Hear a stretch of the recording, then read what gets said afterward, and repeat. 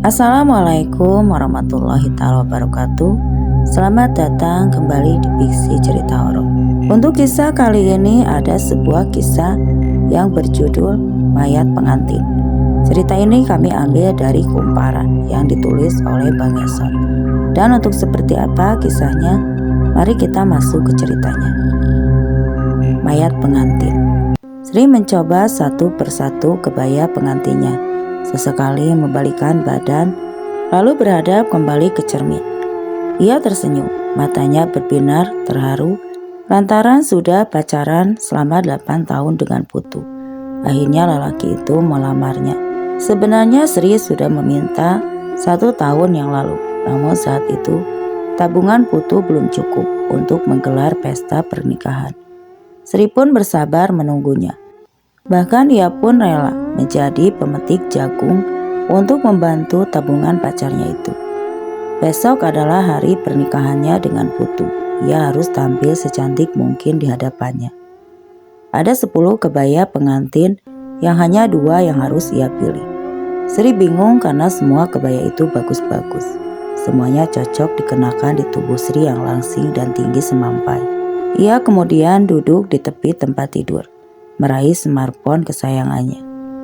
"Sayang, aku bingung pilih kebaya yang mana ya?" Ia mengirim pesan singkat kepada Putu. Sesaat kemudian terlihat tanda di handphonenya. Kalau Putu sedang mengetik balasan, "Aku lebih suka kalau kamu pakai kebaya yang biru dan putih." Sri pun kembali sibuk mengetik ponselnya. "Ya sudah, aku turutin kemauan kamu ya sayang." Sri pun tersenyum sambil melepaskan kebaya itu dan kembali mengganti bajunya. Sri pun keluar dengan membawa beberapa kebaya untuk menemui Ibu Pani, tukang sewa kebaya yang menunggunya di ruang tamu. Sudah lama sekali Sri tertarik dengan koleksi kebaya yang disewakan oleh Bu Pani. Karena desainnya bagus dan elegan, juga yang terpenting baginya adalah harga yang terjangkau, murah, dan cocok. "Sudah Bu Pani, saya ikut apa kata calon suami saya saja. Dia lebih suka warna biru dan putih." "Wah, bagus juga. Itu cocok sama kulit kamu yang putih." Biasalah, pedagang selalu memuji apapun yang dipilih oleh pelanggannya. Sri pun tersenyum, tangannya mengelus-ngelus kebaya yang akan dia kenakan di hari pernikahannya itu. Ia merongos sejumlah uang saku di celananya, lalu menyerahkan uang tersebut kepada Bu Pani. "Ini Bu, uang sewanya, setengahnya saya bayar ya setelah acaranya selesai." "Oh, itu tidak masalah." Sri pun tersenyum. Mengenai Sri, dia adalah anak kedua. Orang tuanya pun satu persatu telah meninggal. Saat ini dia hanya tinggal sendirian. Meskipun begitu, dia tidak pernah merasa kesepian semenjak dia berpacaran dengan Putu. Sri pun mengenal Putu saat pertemuannya di acara ngaben, upacara kremasi adat Bali. Saat itu, Putu menjadi salah satu petugas yang menggotong arak-arakan jenazah. Sedangkan Sri saat itu hanya ikut melihat saja. Kebetulan yang meninggal saat itu adalah tetangganya Sri. Saat itu Putu melihat seorang gadis cantik berkebaya putih adat Bali dengan rambut diikat ke belakang sedang berdiri di pinggir jalan. Wanita yang sangat manis membuat hati Putu meleleh. Setelah upacara ngaben selesai, Putu pun akhirnya mengajak Sri berkenalan. Hingga akhirnya kedekatan mereka berlanjut hingga menjadi sepasang kekasih. Putu calon suaminya itu dulu merupakan pekerja serabutan, seperti menjadi penjaga toko di pasar seni Ubud, menjadi anak buah kapal pesiar, dan berjualan buah-buahan, sampai menjadi kurir di perusahaan ekspedisi yang sekarang menjadi pekerjaan tetapnya. Kenapa tidak? Gajinya lumayan besar, belum lagi uang tip dari orang-orang yang dia dapatkan. Pernikahan pun berjalan dengan sangat meriah. Banyak orang-orang pun ikut memeriah acara pernikahan tersebut. Sri didandani dengan sangat cantik, sementara Putu memakai setelan warna putih, ciri khas adat Bali. Prosesi pun dilakukan dengan sangat lancar dari mulai penjemputan sang mempelai wanita hingga prosesi Mewidi Widana, sebuah prosesi pembersihan diri untuk kedua mempelai. Setelah prosesi selesai, tiba-tiba saja Sri meringis kesakitan. Tangannya memegangi dada kiri. Putu pun saat itu panik. Sri kemudian terkurai lemah dan jatuh ke lantai. Dia tidak sadarkan diri. Akhirnya orang-orang pun langsung berkerumunan. Putu pun langsung membopong tubuh Sri dan membawanya ke rumah sakit. Namun saat itu nyawa Sri tidak tertolong. Dokter pun menjelaskan kalau Sri terkena serangan jantung yang menyebabkan dia tewas. Putu pun saat itu dia menangis. Dia tidak menyangka pernikahannya akan menjadi seperti ini. Putu duduk di samping mayat Sri yang masih menggunakan baju pengantin. Putu pun terus menggoncangkan tubuh Sri. Namun saat itu nyawa Sri memang sudah tidak ada. Sri benar-benar sudah mati. Detak jantungnya pun sudah berhenti dan tubuhnya pun kaku. Malangnya nasib bagi pengantin ini. Belum merasakan yang namanya bulan madu, namun tiba-tiba musibah datang tidak terduga. Sore harinya, Putu pun memutuskan untuk membawa jenazah Sri ke rumah.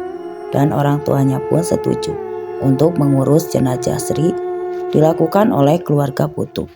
Karena Sri saat itu sudah tidak memiliki siapa-siapa. Akhirnya mereka pun menyewa mobil dari rumah sakit untuk mengantar jenazah Sri ke rumah Putu. Sampai akhirnya malam pun tiba jenazah Sri di rumah Putu. Putu pun membaringkan jenazah Sri di tempat tidur. Tubuh yang terbujur kaku itu masih mengenakan pakaian pengantin lengkap. Bahkan make up pun masih belum pudar. Putu, lelaki malang itu, dia tidak siap kehilangan kekasihnya yang sudah ia pacari selama 8 tahun. Sri, kenapa kamu tega meninggalkan aku? Aku sayang sekali sama kamu, ucap Putu sambil membelai rambut kekasihnya itu. Malam itu pun Putu tetap di samping mayat kekasihnya yang dengan nyenyak ia tertidur bersama Sri malam itu. Semuanya dimulai sebelum mimpi aneh yang membuat Putu berpikir di luar nalar. Akal sehat mimpi itu, ia bertemu dengan seseorang nenek-nenek yang wajahnya hitam. Kukunya panjang, giginya ompong dan membawa tongkat kayu. Ia menghampiri Putu yang sedang duduk di bawah pohon beringin. Nenek itu tersenyum padanya, kemudian memberitahu satu hal tentang Sri. Kamu masih bisa membangkitkan Sri dari kematiannya, Putu. Nenek itu tergagah sambil menatap ke arah Putu. Benarkah? Benarkah begitu, Nek? Iya, awetkanlah mayat Sri, lalu amalkan ajian Ransasona ini. Niscaya kekasihmu itu bangkit lagi. Nenek itu tergagal, lagi terkesan aneh dan juga menakutkan. Ajian apa itu, Nek? Nenek pun yang duduk di samping Putu menyodorkan selembar daun talas. Di atas daun itu ada sebuah tulisan berbahasa Sanskerta. Putu tidak tahu apa arti dari tulisan tersebut dan bagaimana cara merapalkannya. Ketika Putu pun ingin bertanya, nenek itu keburu pergi dari pandangannya. Putu pun terbangun, tergagap dari tidurnya. Keringat membasahi dahi, napasnya tersengal-sengal. Ternyata hari itu sudah pagi. Cahaya matahari menembus jendela, menyinari wajahnya yang masih ngantuk. Nikomang, ibunya mengetuk pintu kamar. Iya, Bu, sebentar. Saat hendak membukakan pintu, ia melihat selembar daun talas tergeletak di lantai. Di atas daun itu terdapat tulisan Sanskerta. Tidak salah lagi, kalau itu adalah daun yang ia lihat di mimpinya. Ajaib sekali, pikirnya. Putu sebelum ibunya melihat daun itu, buru-buru ia menyembunyikannya di bawah tempat tidur. Ibu sudah siapkan untuk upacara ngaben sederhana jenazah Sri. Jenazah Sri harus segera kita kremasi. Kamu siap-siap ya. Mandi dulu sana. Oh iya, Bu. Putu tidak mau mengkremasi mayat Sri. Ia berpikir keras saat itu. Bagaimana cara mengawetkan mayat Sri? Ia tahu, mempercayai sebuah mimpi adalah hal yang sangat bodoh. Namun apa salahnya jika dicoba? Nenek-nenek dalam mimpi itu pun ternyata benar-benar membelikan sebuah tulisan di atas daun talas. Dia pun akhirnya mempercayai kalau saja mungkin mimpinya itu bisa membangkitkan Sri dari kematian. Putu pun akhirnya mengambil ponselnya. Ia mengetik sesuatu. Lalu Putu pun mendekati mayat istrinya. Dia lalu mengecup keningnya. "Aku akan membangkitkanmu, sayang," ucap Putu kepada mayat istrinya itu.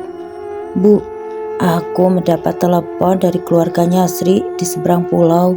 Katanya mereka ingin mengkremasi jenazah Sri di sana. Aku pun akan mengantarkan jenazahnya." "Hah?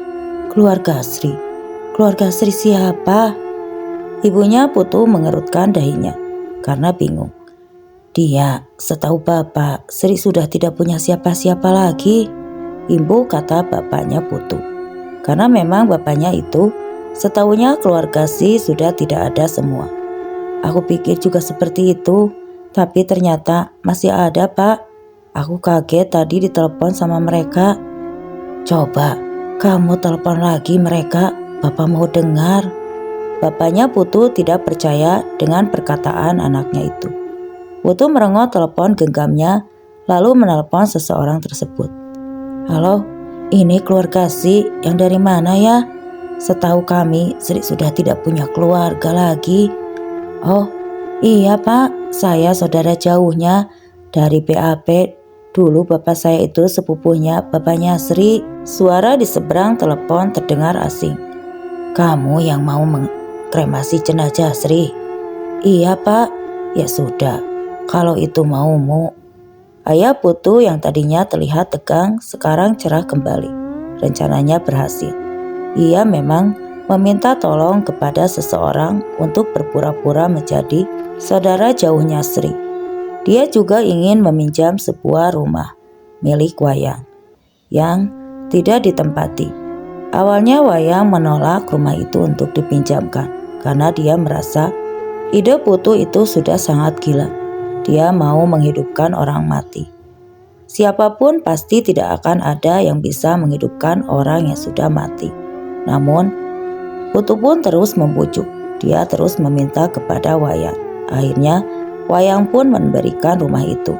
Ya, Putu tahu kalau rumah itu sangat angker. Awalnya rumah itu dibangun untuk dijadikan kontrakan. Namun setiap ada yang menempati rumah itu, mereka selalu diganggu oleh makhluk halus. Makanya sampai sekarang rumah itu tetap dibiarkan kosong dan tidak terurus. Wayang pun tidak habis pikir dengan ide gila Putu yang mempercayai mimpi aneh tersebut. Namun karena pertemanan mereka yang sudah terjalin sejak lama, membuat Wayang tidak tega mendengar Putu memohon-mohon seperti itu. "Biar Bapak antar jenazahnya, Nak," ucap bapaknya Putu yang sudah rapi mengenakan batik biru dan celana hitam, hendak mengantar jenazah Sri. "Oh, tidak usah Pak, perjalanannya jauh sekali, biar Putu saja." Wajah Putu pun kembali tegak. Ia takut bapaknya memaksa ingin ikut mengantar. "Kamu yakin sanggup sendiri?" "Iya kok Pak, di pelabuhan sudah ada orang-orang utusan keluarga Sri yang nanti akan membantu saya Pak." Putu membohongi bapaknya lagi. Untung saja bapaknya Putu itu mudah percaya. Peti yang berisi jenazah pun dinaikkan ke atas mobil pick up yang Putu sewa. Sebuah terpal dibentangkan untuk melindungi peti tersebut. Setelah dirasa semuanya sudah siap, ia pun akhirnya berangkat. Ia duduk di sebelah dengan kursi kemudi di depan mobil yang membawa jenazah Sri, bergerak memasuki arah jalan raya. Namun setelah beberapa menit di perjalanan, Putu pun meminta kepada sopir untuk berbelok ke arah kiri. Sopir pick up pun sempat bingung. Tadi katanya mau dibawa ke pelabuhan, tapi kenapa sekarang malah dengan arah yang lain? "Lah, memangnya kita mau kemana Pak Putu?" Putu pun menjawab dengan nada yang dingin. "Sudah, ikuti saja." Mereka pun akhirnya memasuki sebuah jalan sempit. Sejauh mata memandang, hanya terlihat area persawahan. Sopir pick up itu pun semakin dibuat bingung melihat keadaan ini. Loh, sebenarnya kita ini mau kemana, Pak? Sudah, kau ikuti saja. Sekarang kau bantu aku menurunkan jenazahnya Sri. Putu pun dan juga sopir itu akhirnya terpongok-pongok membawa jenazah Sri melintasi persawahan. Keringat membasahi wajah mereka hingga sampailah di sebuah rumah kosong yang terletak tepat berhadapan ke persawahan. Di sana hanya berdiri satu rumah saja. Kiri kanannya ditumbuhi pohon bambu. Rumah itu terlihat masih kokoh dengan 2 tiang bulat sebagai penyangga di bagian depan. Lantainya sangat berdebu, kaca jendelanya buram, dan sebuah kursi yang terbuat dari karet ban di depan rumah itu. Peti jenazah diletakkan di beranda rumah itu. Jadi begini, Pak, ini rumahnya keluarga Sri. Besok mereka akan datang menjemput jenazah ini. Loh, katanya udah ada yang jemput di pelabuhan. Tidak jadi, Pak. Tadi aku dapat pesan dari mereka. Jadinya besok akan dijemput. Walaupun sopir pickup itu masih bingung dengan penjelasan Putu. Dia pun akhirnya pergi setelah menerima uang dari Putu.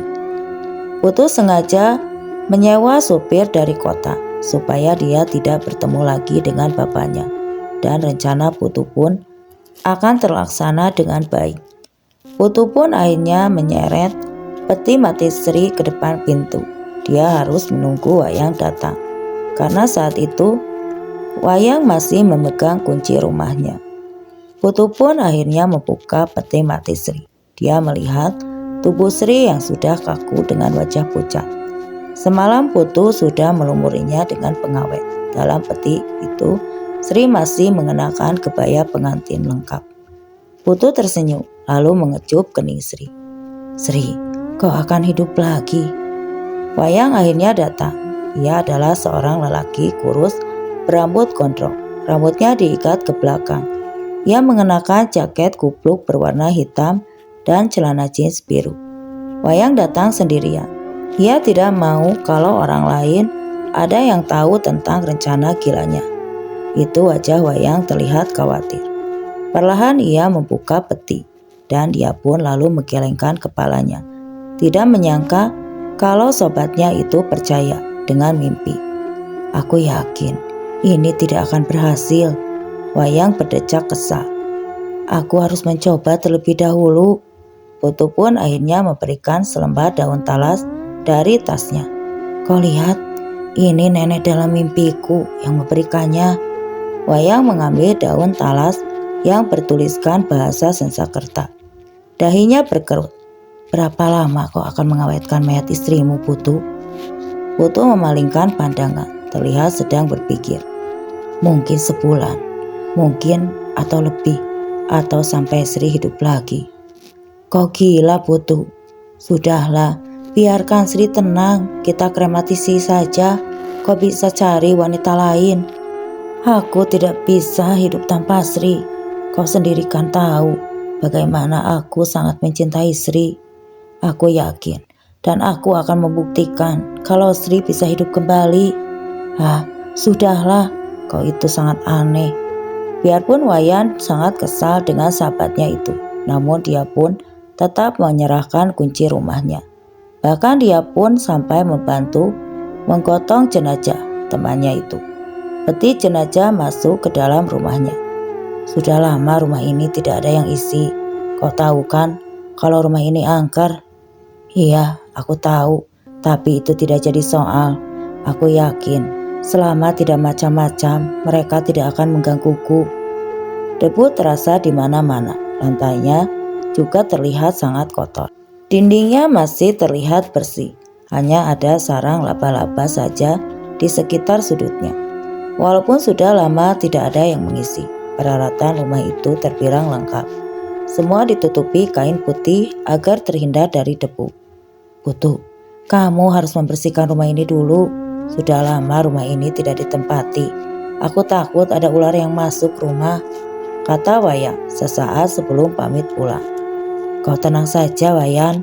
Nanti aku bersihkan. Sekali lagi, aku sangat berterima kasih sama kamu. Setelah Wayang pulang, Putu menyusuri setiap ruangan rumah itu. Ada 2 kamar tidur dan 1 kamar mandi. Dapurnya cukup luas. Putu sempat berpikir, sungguh sayang sekali rumah sebagus ini malah terbengkalai. Di sudut dapur ia menemukan sebuah sapu dan kain pel. Malam itu, Putu sibuk membersihkan ruangan rumah. Untungnya listrik rumah masih menyala, kompor gas juga masih berfungsi. Air mengalir deras di kamar mandi. Putu tidak akan kesulitan tinggal di rumah itu. Sri dibaringkan di atas tempat tidur. Ia melumuri mayat itu dengan pengawet. Seketika, bau pengawet menyengat memenuhi ruangan kamar. Setelah beres, Putu mengenakan kembali kebaya pakaian Sri, lalu mendandani wajah istrinya itu. Alisnya dipoles lagi, pipinya dibedaki, bibirnya dikasih gincu. Tidak lupa kebaya disemprot parfum.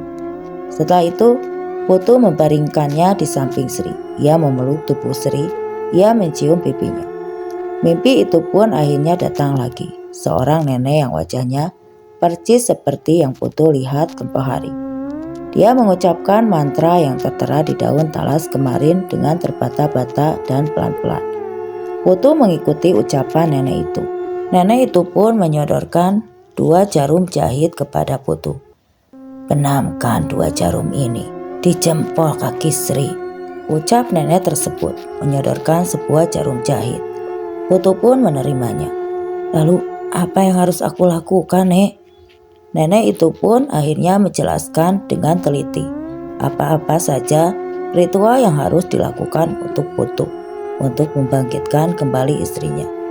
Dan ketika Putu bangun, lengannya sedang menggenggam 2 buah jarum. Ia masih ingat tahapan ritual yang harus dilakukan. Besok Putu akan memulainya. Jarum itu ia letakkan di atas meja dekat tempat tidur Sri. Kembali tubuh Sri dipeluknya erat dan mata Putu terpejam lagi. Malam kemudian berangsur pagi. Putu membaur dengan ratusan pengunjung di pasar tradisional yang becek dan bau anyir. Di sekeliling berjejer pedagang ikan. Mereka berteriak, berlomba-lomba menawarkan dagangan. Ada juga yang sibuk membersihkan ikan lalu menimbangnya. Lalu kemudian dipisahkan dan diberikan kepada pembeli. Ada tukang pikul berlalu lalang memangkul box-box. Dia terus berjalan ke arah mana. Ia sedang mencari pedagang ceker ayam. Kata seseorang pedagang ikan tongkol, jajaran penjual ayam ada di blok C. Ia diarahkan untuk terus jalan lurus, lalu belok ke kiri. Tapi pedagang ayam itu belum juga ketemu, meski sudah mengikuti arahan. Setelahnya Putu pun menanyakan lagi ke pedagang ikan cumi. Akhirnya ia menemukan penjual ceker ayam. 2 kilo ya Pak, kata Putu lalu menyodorkan uang. Buat dibikin sop ya Pak? Oh iya, buat dibikin sop, jawab Putu sekenanya. Padahal ceker ayam itu akan ia gunakan untuk syarat sebuah ritual. Ceker ayam dan juga sebuah tali rapia dan juga 1 kepala kambing. Ia ingat perkataan nenek itu. Kepala kambing yang akan dijadikan ritual harus berwarna hitam dan bertanduk sempurna. Tidak boleh cacat sedikit pun. Oleh karena itu, Putu cukup kesulitan mencari kepala kambing tersebut. Hal itu membuat Putu terpaksa membeli seekor kambing karena pedagang daging tidak menyediakan kepala kambing utuh. Setelah semuanya dirasa lengkap, ia langsung pulang. Malamnya Putu mengikat ceker-ceker ayam yang telah dibelinya dengan tali rapia. Ia kemudian menggantungkannya di langit-langit kamar. Jendela pun ditutup rapat, hanya sebuah nyala lilin yang terlihat.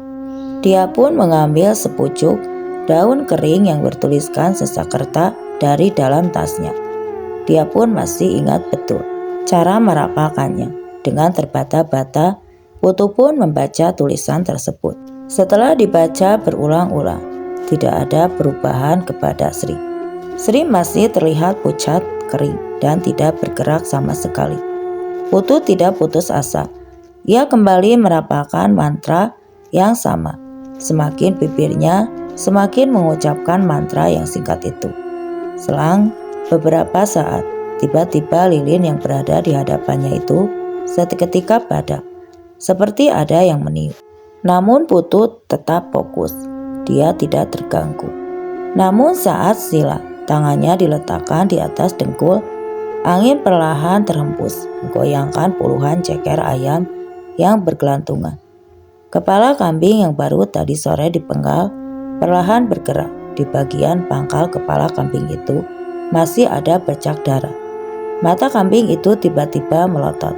Ia melayang-layang di atas mayat Sri dengan mulut yang terbuka. Lilin pun kembali menyala. Dia melihat kepala kambing itu jatuh menggelinding di lantai. Putu kaget lalu membuka mata. Bibirnya berhenti merapalkan mantra. Ia melihat Sri yang masih terbaring di atas tempat tidur seperti sebelumnya. Putu sangat heran lalu menggelengkan kepala. Dahinya mengerut. Ia tidak mengerti kenapa Sri belum juga hidup. Apakah ritualnya ada yang kurang? Seingatnya semua keperluan ritual sudah lengkap dengan proses dan runtutan tanpa satupun terlewat. Dalam kebingungan itu, Putu lalu beranjak ke dapur. Ia mengambil air minum. Tenggorokannya terasa kering. Ia haus sekali. Namun ketika sedang minum, ia mendengar suara Sri memanggil namanya. Putu, Putu. Suara itu terkesan seperti sedang kesakitan. Suara Sri barusan membuat Putu terbatuk-batuk saat minum. Putu segera lari ke kamar. Betapa terkejutnya ia dengan apa yang dilihatnya. Sampai-sampai gelas yang sedang ia pegang tidak terasa jatuh dan pecah berantakan di lantai. Mata Putu melotot. Wajahnya pucat dan kakinya bergetar hebat. Ia tidak pernah melihat hal itu sebelumnya. Putu tercengang dengan apa yang ada dilihatnya. Ada makhluk berbadan manusia dengan kepala kambing sedang menggerayangi mayat Sri. Segera Putu meraih gagang sapu dan memukul punggung makhluk itu berkali-kali. Sontak saja makhluk berkepala kambing itu menghilang dari hadapan Putu. Tubuhnya membias seperti embun. Putu celingukan mencari makhluk tersebut. Bangsat, ucap Putu marah-marah. Tubuh istrinya digerayangi makhluk gaib. Ada apa sebenarnya ini? Kenapa makhluk itu menggerayangi Sri? Putu duduk di samping mayat istrinya, mengelus-ngelus kening Sri yang sudah kering. Ceruk matanya semakin terlihat dan rautnya sangat kaku. Putu kemudian membaringkan dirinya di samping istrinya. Dan saat kemudian telepon genggamnya berbunyi. Putu, kau kemana saja nak? Kenapa kamu belum pulang? Itu suara ibunya berbicara dari seberang telepon. Maaf bu, aku lupa kasih tahu. Ibu jadi sepulang dari kerabat Sri, aku langsung disuruh ke kantor. Ada pemindahan tugas bu. Sekarang aku sedang kerja di luar kota. Nanti kalau libur aku pasti pulang bu. Bapakmu lagi sakit nak. Pulang dululah, barang sehari atau 2 hari. Sakit apa bu? Dari kemarin demam. Butuh pulang dulu nak. Iya bu, kalau begitu aku akan coba izin ke atasan ya. Telepon ditutup. Ia tidak mau pulang sebelum Sri hidup kembali lagi. Lagi pula cutinya masih panjang dan uang sisa pesta pernikahan itu masih cukup untuk menopang hidupnya saat ini. Putu meletakkan kembali telepon genggamnya. Tapi saat hendak membaringkan badan, ia tidak sengaja. Matanya melihat rambut berwarna putih yang tergeletak di lantai menjulur keluar kamar. Pelan-pelan Putu mengikuti rambut tersebut ke arah luar rumah. Putu terus mengikutinya hingga ke halaman belakang. Putu pun mengambil telepon genggamnya lalu menyalakan senternya. Tepat di bawah batang pohon, rambut itu berhenti. Putu pun melihat rambut menjuntai dari atas pohon. Di sana, Putu melihat seorang nenek yang datang di mimpinya, sedang melayang di sela-sela pohon. Putu terkejut saat mengarahkan senternya kepada sosok nenek itu. Nek, Sri bagaimana nek? Dia sampai sekarang belum juga hidup. Nenek itu tergegah di atas pohon bambu. Angin menerpa wajahnya. Tumbal, carilah tumbal. Hah? Tumbal? Apalagi? Bukankah semua sudah aku lakukan? Manusia, kau harus menumbalkan manusia. Kalau kau sudah menumbalkan 3 orang manusia, maka Sri akan benar-benar bangkit dari kematiannya. Apakah aku harus membunuh tumbal-tumbal itu? Biarkan dia hidup. Makhluk berkepala kambing itu akan memakan tumbalnya. Putu kebingungan. Dari mana ia mendapatkan tumbal tersebut? Saat Putu sedang berpikir keras, nenek itu pun pergi dengan melayang di antara pepohonan. Dia pergi sambil tertawa terbahak-bahak. Putu pun akhirnya teringat dengan mayat istrinya. Dia pun berlari menuju kamar. Dia takut kalau makhluk itu kembali menggerayangi tubuh istrinya. Namun makhluk itu tidak muncul lagi. Putu pun menghembuskan napas lega. Seorang perempuan berparas cantik yang berpakaian seksi berdiri di pinggir jalan. Wajahnya sangat medok oleh make up. Sebatang rokok yang masih panjang ia hisap berkali-kali sambil terus memperhatikan jalanan yang sepi. Ia seorang pelacur yang sedang mencari nafkah. Sudah hampir sejam dia berdiri di sana, tapi belum juga ada pelanggan yang tertarik padanya. Sesaat kemudian wajahnya seketika cerah saat melihat seorang lelaki berjalan kaki mendekatinya. Lelaki itu tidak lain adalah Putu. Berapa untuk bisa tidur semalam denganmu? 300.000 saja, itu pun sudah sama hotel. Aku tidak mau hotel, di rumahku saja. Aman gak? Sangat aman. Putu pun akhirnya membawa perempuan itu ke rumahnya. Putu pun akhirnya mengurung perempuan itu di kamar Sri.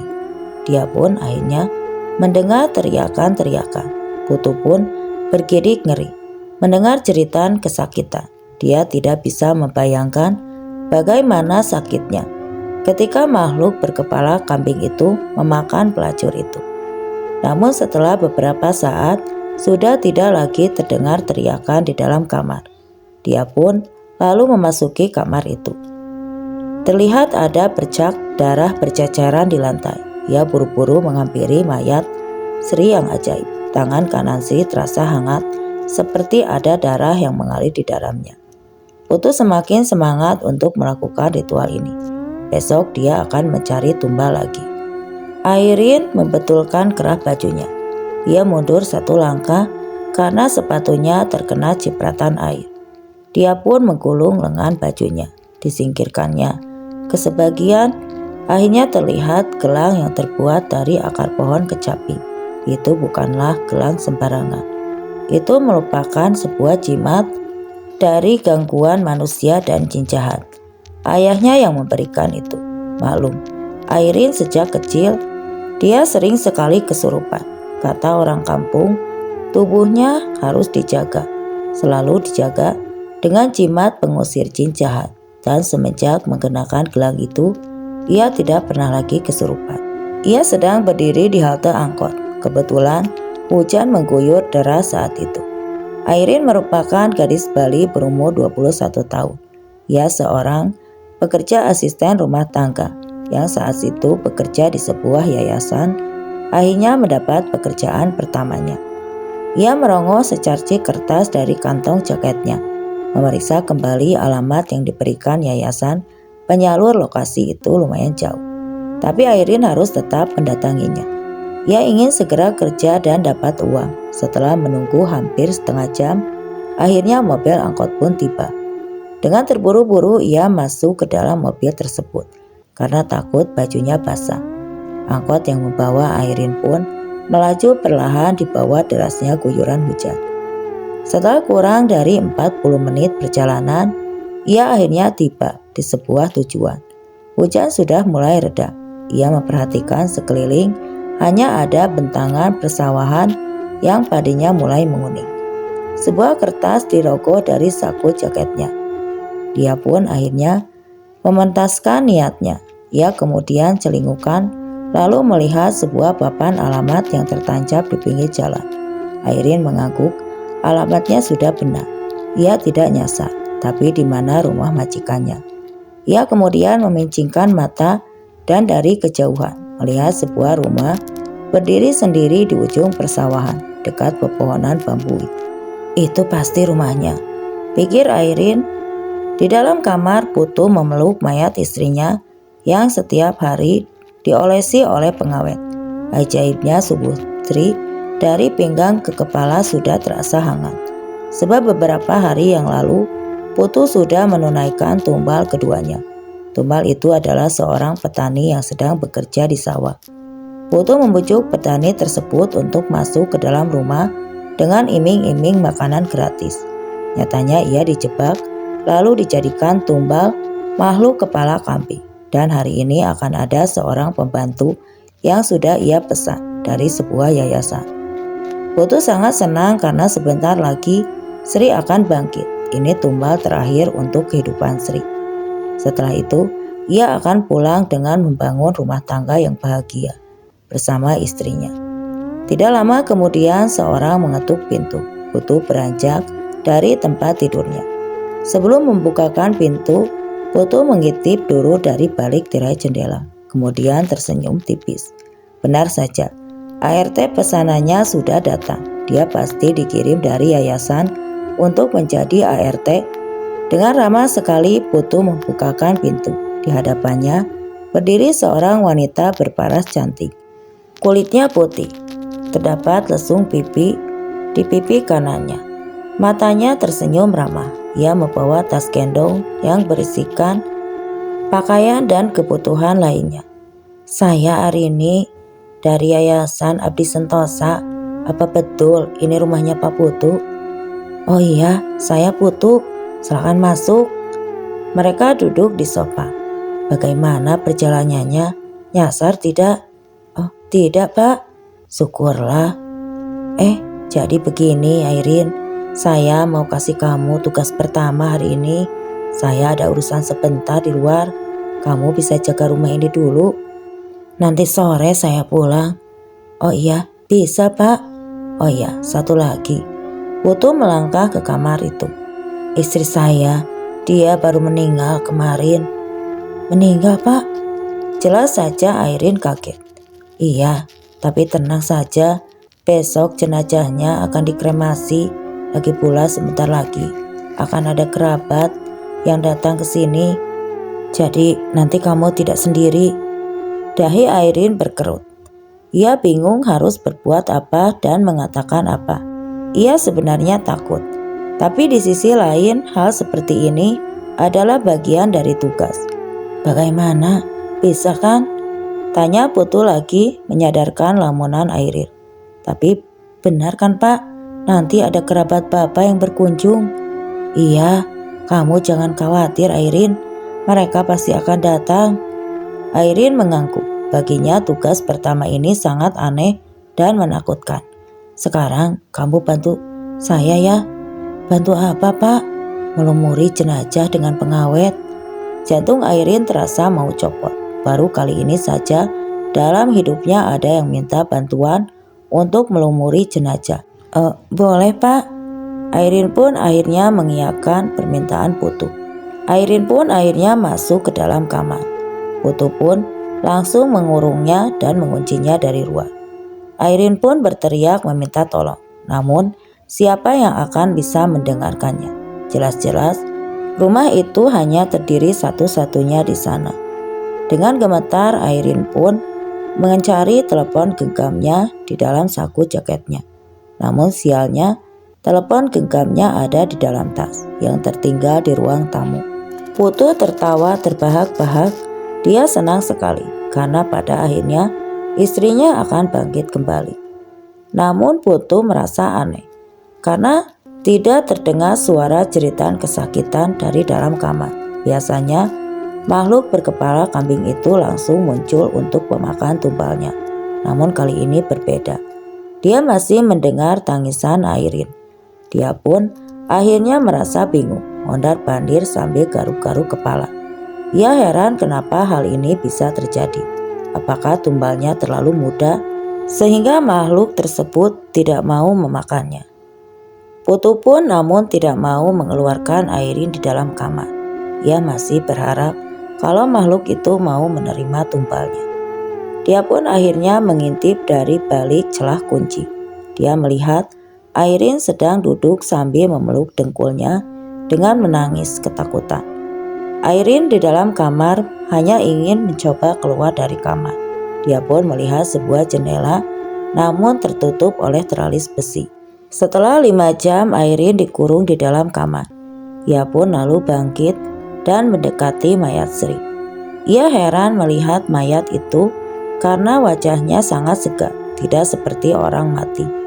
Airin pun menyentuh dahinya. Ia pun terkejut karena saat itu tubuhnya terasa hangat. Namun saat Airin mencoba memegang dada kirinya, tidak ada detak jantung di sana. Pak Putu, sampai kapan kau akan mengurungku? Apa maksud semua ini? Tidak ada jawaban dari Putu. Airin kembali duduk di pojokan kamar. Ia memperhatikan sekeliling kamar yang tidak diurus. Baju kotor berserakan di mana-mana. Bercak darah kering menempel di dinding dan ceker ayam yang sudah mengering bergelantungan tepat di atap langit-langit. Apa ini? Tanya Airin dalam hati. Pastinya Putu sedang melakukan ritual. Malam semakin larut. Tidak terasa Airin tidur di atas lantai. Putu mengintipnya dari lubang kunci. Ia berdecak kesal kenapa tumbalnya belum juga disantap oleh makhluk berkepala kambing itu. Tengah malam Airin terbangun karena mendengar suara gesekan seperti seorang sedang menggesekkan tubuhnya ke tembok. Masih dalam keadaan kantuk, ia berdiri mencari sumber suara tersebut. Di sudut kamar terlihat seorang sedang berdiri membelakanginya. Ia ketakutan dan berteriak karena setelah diperhatikan lagi, ternyata manusia itu berkepala kambing. Airin saat itu menggedor-gedor pintu sambil berteriak, "Pak Putu, Pak, tolong Pak, buka pintunya." Putu yang sedang tertidur di sofa ruang tamu pun seketika terperanjat bangun. Dia pun akhirnya tersenyum mendengar suara jeritan dari dalam kamar. Dia berpikir bahwa makhluk itu sedang memakan tumbalnya. Dia pun akhirnya berdiri. Kemudian dia mengintip dari celah kunci. Namun sesuatu hal tidak terduga. Sebuah obeng muncul dari dalam lubang kunci tersebut. Muncul mengenai matanya. Cerat. Darah pun muncrat seketika dari matanya Putu. Putu menjerit kesakitan. Dia pun terhuyung ke belakang dan ambruk di atas lantai. Kakinya dihentak-hentakan. Menahan rasa perih, ia kemudian mengempaskan apapun yang ada di depannya. Dia mengamuk tidak karuan. Sudah dapat dipastikan mata kanannya buta. Obeng yang ditusuk oleh Airin tepat sekali mengenai mata Putu. Bangsat! Putu berteriak kesakitan. Wajahnya berkeringat. Keluarkan aku dari sini, iblis sialan! Teriak Airin dari dalam kamar. Lengannya masih memegang obeng yang tidak sengaja ditemukan di kolong tempat tidur Sri. Sosok berkepala kambing itu tidak menampakkan wujudnya lagi. Airin sadar, gelang jimat dari ayahnya itulah yang melindungi dia dari gangguan jin jahat. Berkali-kali Airin menghujankan obeng tersebut pada engsel pintu. Engsel pintu itu pun semakin lama semakin merekah. Apakah dia bisa kabur dari dalam kamar tersebut? Di luar Putu menjerit kesakitan. Tangannya meraba sembarang arah untuk mencari kunci kamar. Dia sudah hilang kesabarannya. Dia pun ingin menghabisi wanita itu. Setelah menemukan kunci, dia pun pergi ke arah dapur untuk mengambil sebuah golok. Setelah itu dia membuka pintu kunci kamar. Terlihat Airin yang sedang berdiri 2 meter dari hadapannya. Golok diayunkan ke arah Airin karena tangan kanannya masih memegangi tangan mata yang berlumuran darah. Airin berhasil menghindari dari golok tersebut. Ia kemudian berteriak sambil menusukkan obeng ke sebelah mata kiri Putu. Ia mundur beberapa langkah, lalu ambruk. Obeng tersebut masih menancap di mata Putu. Golok di tangannya pun terlepas. Kini Putu menjerit kesakitan. Airin hilang kendali. Entah karena panik atau entah kenapa, dia naik ke atas badan Putu, kemudian mencabut obeng tersebut dengan brutal. Ia menusuk berkali-kali obeng itu ke leher Putu. Bangsat kau bangsat! Airin mengamuk. Darah dari leher Putu memuncrat ke wajahnya. Laki-laki itu kejang-kejang lalu tewas dengan mengenaskan. Obeng masih tertancap di lehernya. Setelah itu, Airin langsung melarikan diri. Mayat Putu bersimpah darah dan terkapar di lantai. Sedangkan mayat Sri masih terbaring tidak bernyawa di atas tempat tidurnya. Ayah, rumah yang di dekat sawah itu bagaimana? Oh, dipinjam temanku, Mah. Pagi itu Wayang sedang duduk di beranda rumahnya. Istrinya muncul dari dalam rumah dengan membawa segelas teh manis. Ayah, sebaiknya tengok ke sana. Tanya mau sampai kapan dipinjam. Lagian lebih baik disewa saja. Ngapain pula, ayah baik banget. Ayah bingung. Soalnya Putu itu teman baik ayah. Jadi tidak sampai hati kalau nyuruh dia buat sewa. Ya tidak bisa begitu ya. Itu kan aset keluarga. Ya sudah, ayah tengok saja dulu. Lihat keadaan rumah. Takutnya ada yang rusak.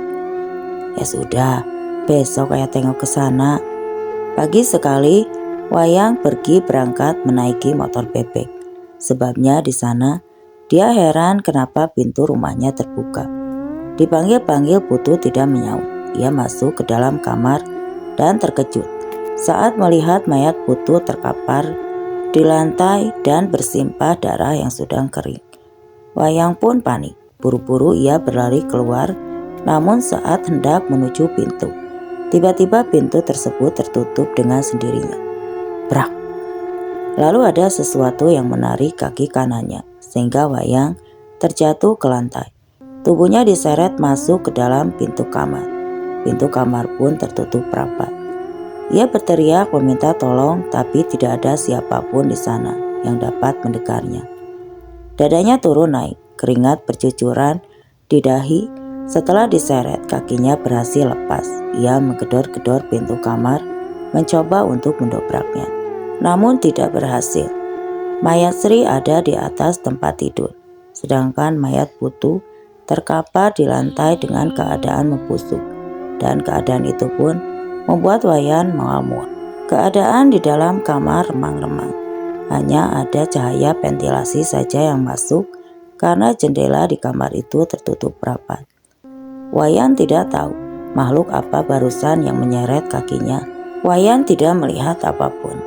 Hingga pada akhirnya di pojokan kamar ruangan di mana Sri berbaring, Wayan melihat munculnya sosok bayangan manusia berkepala kambing. Perlahan mendekat ke arah Wayang. Wayang berteriak ketakutan. Makhluk itu meluruskan telunjuknya ke arah Wayan, dan seketika saja Wayan tidak bisa berbicara. Lidahnya putus, lalu bola-bola matanya terjatuh bergelinding ke lantai. Wayan pun berlutut sambil bergetar ketakutan. Wayan seperti ikan hidup yang baru saja dibanting. Satu persatu organ tubuh Wayang jatuh, termasuk kelaminnya, dan dengan sekali hisapan saja, makhluk itu menyedot semua organ tubuh Wayang dan menelan sisa tubuhnya bulat-bulat. Sesaat setelah makhluk itu lenyap, secara ajaibnya, jari telunjuk Sri bergerak dengan satu hentakan saja. Nadi di lehernya pun kembali berdenyut. Dengan sekali tarikan napas, Sri kembali hidup. Matanya melotot seperti baru saja mengalami kejadian mengerikan. Ia merapati tubuhnya yang kini berpakaian pengantin. Di mana ini? Kenapa aku ada di sini?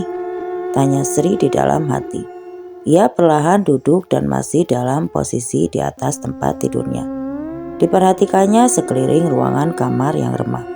Bau busuk menguar menusuk hidung. Sontak saja ia terkejut saat mendapati mayat Putu terkapar mengenaskan di lantai. Namun saat ia akan turun dari tempat tidur, kepalanya terasa sangat sakit. Sri pun mengatur napasnya yang terasa sakit. Ia tetap memaksakan tubuhnya untuk turun dari tempat tidur. Langkahnya patah-patah mendekati Putu. Matanya sudah membusuk. Sri pun menangis sejadi-jadinya. Dia tidak mengerti apa yang terjadi. Seingatnya, terakhir kali dia bersama Putu di pesta pernikahan. Setelah itu dia merasa dadanya sakit dan tidak sadarkan diri. Setelah menangisi Putu, ia melangkah keluar rumah. Dilihatnya bantangan sawah jauh di sana. Ada sebuah jalan membentang dengan lalu lalang kendaraan. Sri berjalan telanjang kaki. Dia ingin meminta tolong ke siapapun yang ditemuinya untuk mengevakuasi jenazah. Di pinggir jalan, Sri berhasil menurunkan pengendara motor. Lelaki itu pun terheran-heran kenapa ada pengantin yang nyeker di pinggiran jalan. Setelah mendengarkan penjelasan dari Sri, dia pun segera menelepon polisi. Tidak lama polisi pun segera berdatangan. Rumah itu pun langsung digaris polisi. Mayat Putu pun dibawa ke rumah sakit untuk dilakukan otopsi. Melihat luka dari sekujur tubuh Putu, jelas sudah kalau itu adalah sebuah pembunuhan. Polisi masih memburu siapa pelakunya. Sementara itu, kedua orang tua Putu sangat terpukul atas kematian anaknya. Mereka ingin pelakunya dihukum dengan seberat-beratnya. Dan soal Wayang, ia dinyatakan hilang. Jelas saja tidak ada orang yang tahu keadaan Wayang. Lelaki itu ditelan bulat-bulat oleh makhluk berkepala kambing. Istrinya menangis setiap hari. Dia tidak sanggup harus kehilangan suaminya tercinta. Orang-orang ketakutan saat melihat Sri. Yang mereka tahu, Sri sudah mati. Kemunculannya benar-benar menggemparkan semua orang. Sri pun mulai dijauhi orang-orang karena mereka mulai ketakutan. Namun ada juga yang tidak takut kepada Sri. Mereka menganggap kalau Sri hanya mengalami mati suri. Saat ia diminta untuk bercerita tentang pengalaman kematiannya, Sri selalu menjawab tidak tahu. Memang benar, kalau Sri memang tidak merasakan apa-apa. Seperti orang yang sedang tidur saja, tidak sadarkan diri. Akibat kematiannya yang singkat itu, banyak hal yang membuat hidup Sri berubah. Yang membuat Sri merasa berat adalah ketika ia dijauhi orang-orang. Karena mereka masih saja ada yang ketakutan kepada Sri. Dia pun sulit mencari pekerjaan, sebab pemilik kebun sudah mendengar kalau Sri pernah meninggal.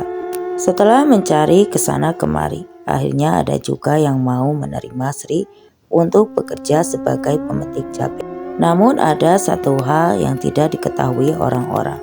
Setelah bangkit dari kematiannya, Sri pun selalu diikuti oleh makhluk yang berkepala kambing itu. Makhluk itu pun selalu mengikuti Sri. Tidak jarang, Sri pun selalu bermimpi makhluk itu. Dan bahkan makhluk tersebut sering muncul di hadapan Sri. Tiba-tiba saja makhluk itu berdiri di pojokan kamar, membuat Sri berteriak ketakutan saat melihat makhluk tersebut. Seperti malam itu, hujan mengguyur dengan sangat deras. Sedangkan Sri saat itu sedang tertidur pulas. Jendela di kamarnya berkibar-kibar karena tertiup angin. Percikan air hujan pun perlahan masuk membasahi lantai. Sri pun terbangun sambil mengucek-ngucek matanya yang masih merasa ngantuk. Perlahan di balik jendela, ia pun memperhatikan sebuah bayangan. Dia melihat sesosok makhluk manusia berkepala kambing sedang memperhatikannya. Bayangan itu muncul tenggelam, tersorot oleh cahaya petir. Sri pun berteriak ketakutan. Kali ini makhluk itu bukan hanya menampakkan diri, tapi dia berjalan mendekati Sri. Matanya melotot, lidahnya menjulur keluar. Makhluk itu telanjang pula. Dia mendekati Sri. Sri, Sri.